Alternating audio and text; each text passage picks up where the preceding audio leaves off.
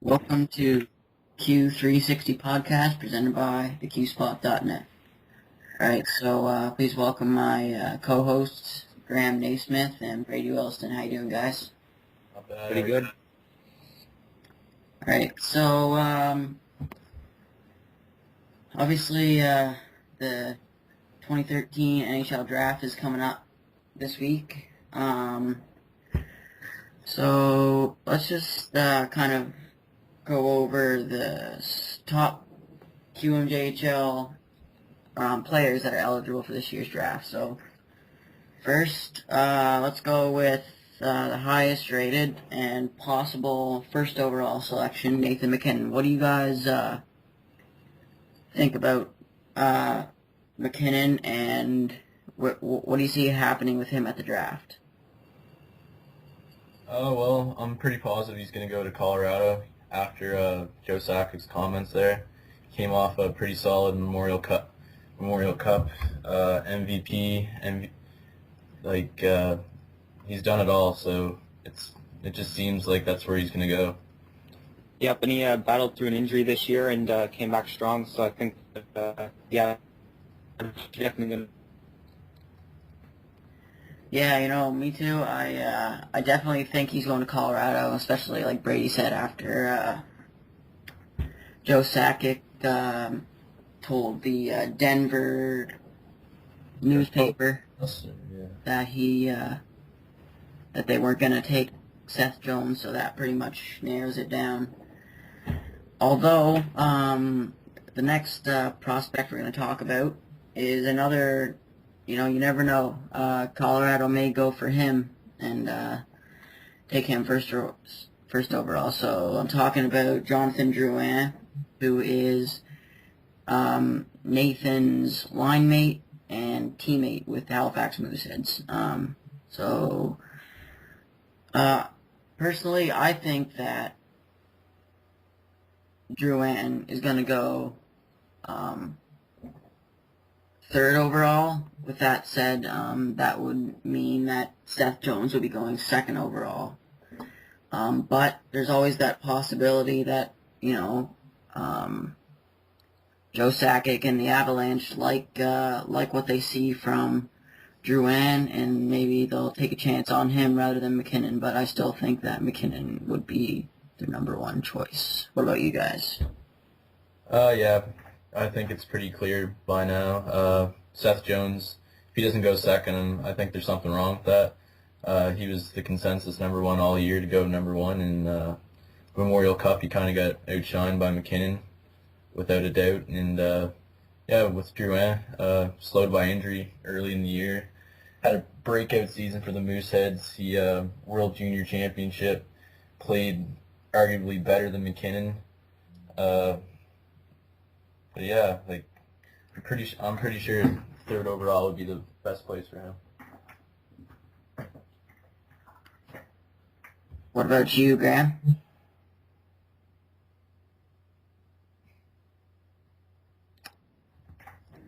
Okay, I think we lost him. Yeah, we did. Alright, so next we're going to talk about another Q player that is, I believe, ranked 7th by NHL Central Scouting, and that is Valentin Zykov. Now, he played really well for Baie-Comeau this year. I didn't see much of him just because I didn't watch a lot of Baie-Comeau games, but from what I saw and heard, he's a great player, and I think, he's, he should go in the top 10. If not, just outside the top 10. But, I mean, he's definitely a strong player. He's got the skill set to be a top 10 pick. Yeah. He had a 40-goal season, 75 points. It's pretty good for an 18-year-old. He has ample room for improvement with his defensive play, but top 10 for sure. What about you, Graham? What are your thoughts on Valentin Zykov this year? Welcome back, Graham. Yeah, well, he breaks the traditional Russian mold, like what you'd expect from a Russian, like an Alexander Semin, Alexander Ovechkin type guy.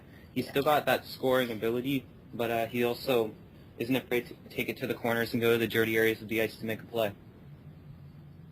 Yeah, and unlike those, like you said, most Russian players, not only can he score, and he's pretty tough, like you said. He's a good defensive player too. Like maybe a bit stereotypical, but to me it seems like a lot of Russian players, for example, in this year's playoffs, definitely NHL playoffs, you definitely saw Ovechkin and also Malkin, just kind of sauntering back down the ice, not trying too hard. Ovechkin, I saw there in the first round against the Rangers, he actually was just skating back, just, slow as possible, just kind of gliding back into the zone, and then the Rangers scored, and he was just like, oh, well, and he just went off to the bench, like, it didn't matter. But Zykov is definitely not one of those guys. He's a hard worker, and he's definitely deserving of a top pick in this year's draft. So now we're going to move on to Rimouski Oceanic forward, Frederic Gauthier. What do you guys think about him, and where do you see him being selected this year? All right, well, I see him. He's once again, he's got a lot of room to improve, just like Zykov. This was his first year in the Q, and there's obviously always the culture shock transferring from AAA to Major Junior, but I think he handled it pretty well. I talked to him, or I heard an interview with him where he said he wasn't too happy with his point total and he thinks he could have done better. But he went out to the U18s, won the gold with Canada, scored the game-winning goal. So I think that he could definitely go in the top 10, and if not, for sure the top 20. And what about you, Brady? He combines great size and mature at both ends of the ice. He's a goal scorer. He represented the Canada at the U18 World Junior Championships, scored 22 goals, 38 assists. That's first round material in my eyes, and it's going to be interesting to see where he goes. Yeah, and I'd just like to mention that he's ranked 8th by NHL Central Scouting, just behind Valentin Zykov. I've just taken a look here at the rankings, and at the midterm, it was actually Zykov that was ranked 8th, and Gauthier that was ranked 7th. And so when the final ranks came out, they were kind of switched spots. So it seems that they'll definitely be going at pretty close spots in the draft this year, and best of luck to both of them. Lots of key players this year for sure. Yeah, great talent coming out of the Q. Not only, the most notable guys, McKinnon, Drouin, Zykov, and Gauthier, like we talked about, but also guys like Valdor forward Anthony Manta. He's a solid right wing, ranked 10th.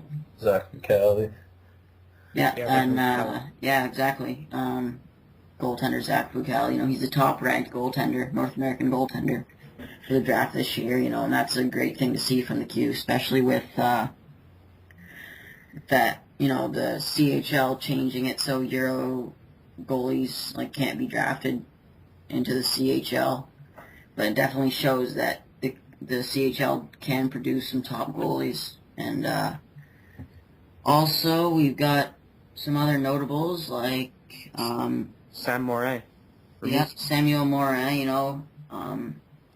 looking at a few different mock drafts, and it seems like, a lot of people, a lot of scouts and experts think that he'll go somewhere around 25th, and possibly to the Montreal Canadiens, which, would be good for him because he's a Quebec native.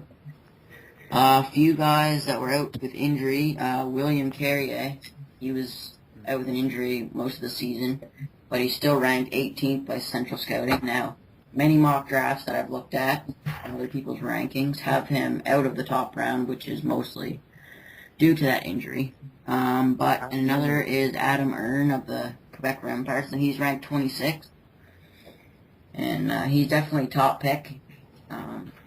Has the skills to go in the top 15, top 20 for sure. But he's ranked he's ranked 26th, which is just I don't know.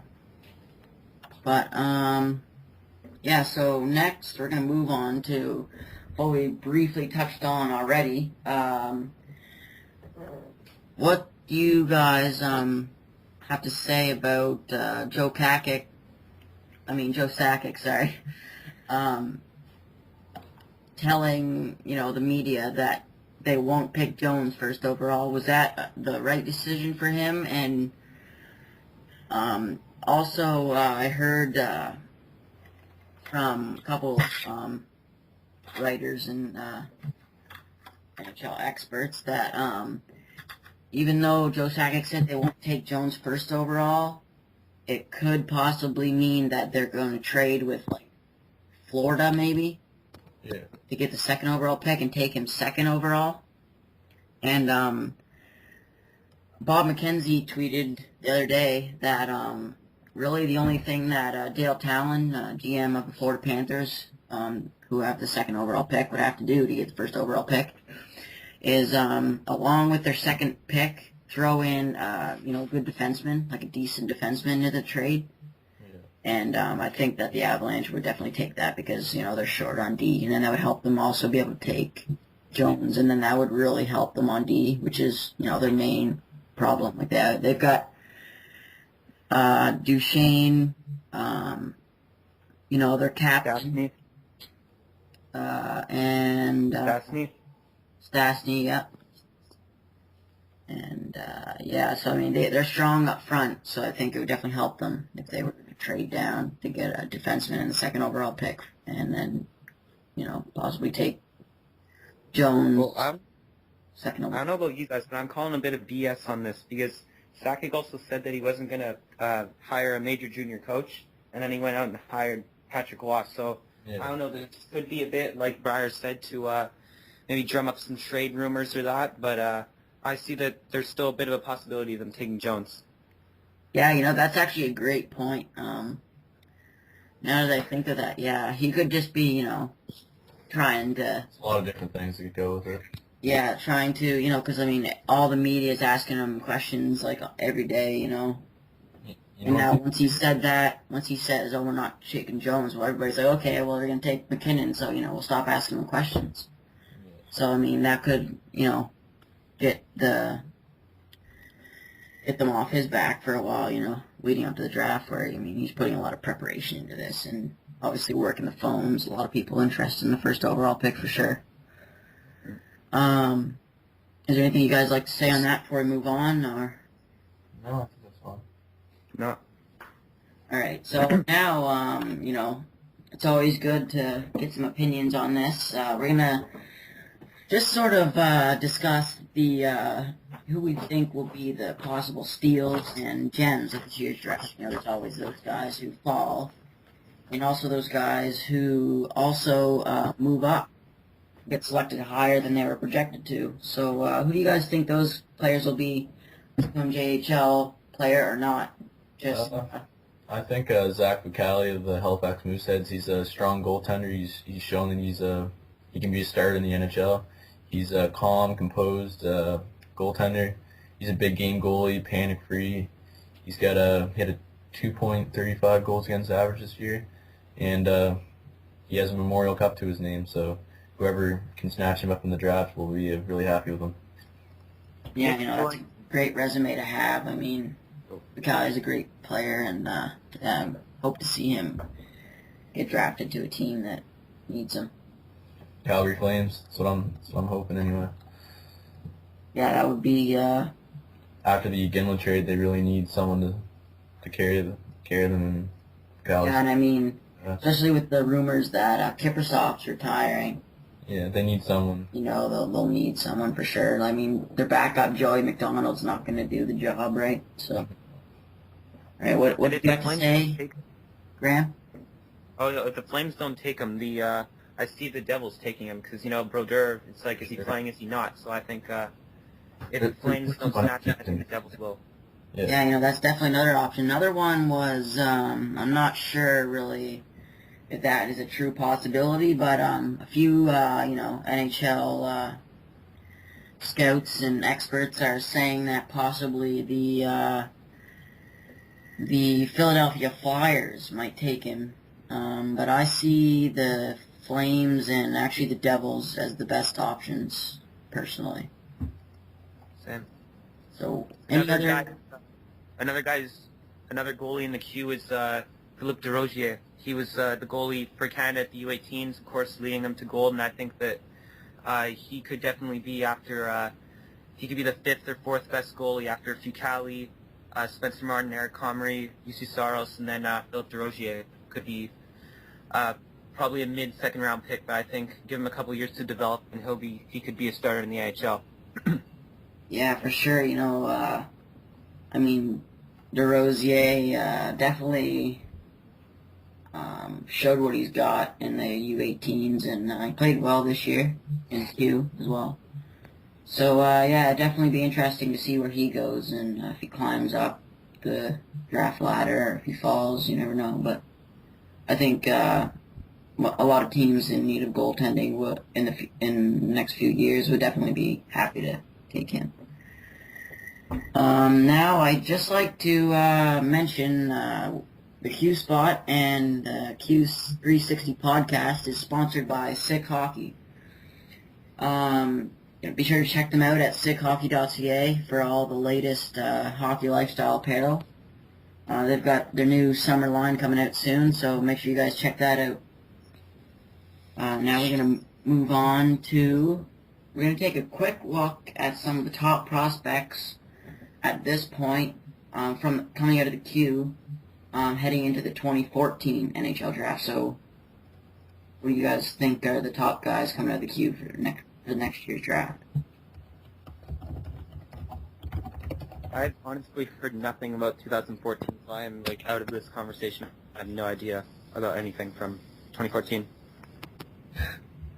I can second that, to be honest with you. Yeah, I haven't heard too much, but definitely outside the queue. Have to talk about, I don't know, is it 2014 or 2015 that, McDavid. Yeah, McDavid. 2015. 2015, okay, that's 2015, so McDavid, He's got a while, yeah.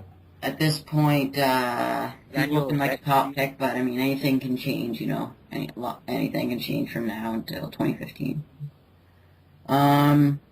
Now, some QMJHL related news in the NHL today. The Montreal Canadiens have signed forwards Stephen McCauley, the Halifax Mooseheads, and he's also a former St. John Sea Dog. Ben Duffy, a former PEI Rocket forward, now known as the Charlottetown Islanders, and also Desjardins. He's they all signed tryout contracts, and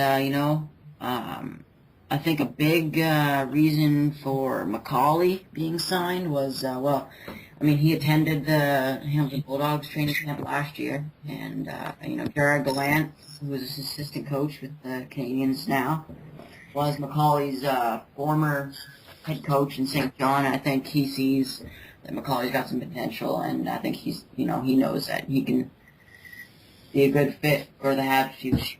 What do you guys have to say about, I guess, all three of them, Duffy, McCauley, and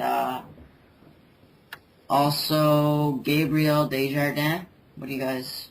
Well, there's really nothing McCauley hasn't done this far in the QMJHL.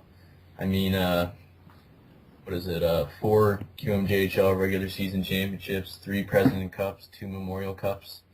Sidney Crosby can't even say that, so it's been an illustrated career for Stephen McCauley, and it's going to be really interesting for him moving forward, see what he can do. Yeah, and I just wanted to say here's a few comments from McCauley, after signing the contract. Here's what he had to say. Quote, "I know where I want to be next, and that is in the AHL, and I think that's a realistic goal." I definitely, that is definitely 100% true. Macaulay is a great fit for the AHL and in the future of the NHL. He's got a good size. He's not only like a, tough presence, but he can score. He's a good Player. depth guy, third liner, fourth liner, depending on the team. But he's definitely a depth guy and can help a lot of NHL teams and AHL teams in the future. What do you guys think about Duffy and Desjardins being signed by the Habs? Well, was it Duffy or Curry who won the QMJHL scoring title? I believe. Because I know it was like Rocket, Jonathan Drouin, Rocket. Don't remember if it was Duffy or Curry. Yeah, let me just look into that. But for now, It's Ben Duffy. Ben Duffy. Okay, yeah. So yeah, it was Ben Duffy. He's definitely a good scorer. He's a overager for the Rocket this year, and he's also a great player for Hamilton Bulldogs and the Montreal Canadiens. Now, I haven't heard much about Gabriel Desjardins, but what do you guys think about him, and how can he help the Habs in the future? I haven't heard a lot about him at all. Like, I don't even know where he's played. I haven't heard anything about him. Yeah, I haven't heard much either. I mean, it's not that he's not a good player. I think it's just that he hasn't been noticed much. He played with the Huskies this year, played with the Mooseheads for parts of 3 seasons, and then spent the 2011-12 season splitting time between the Mooseheads and Ramparts. And it looks like he is a left winger. All right, and he had this year in the Q, he had 32 goals and 42 points, or 42 assists in 66 games for 74 points. So I mean, that's pretty good. The Huskies did make the playoffs this year, and he had 9 goals and 16 assists in 14 games. I think Desjardins is another great addition to the Habs. All 3 of these guys are good depth guys. Got some scoring touch. Macaulay's also provides a bit of toughness. So I think this is a good additions for the Habs going forward.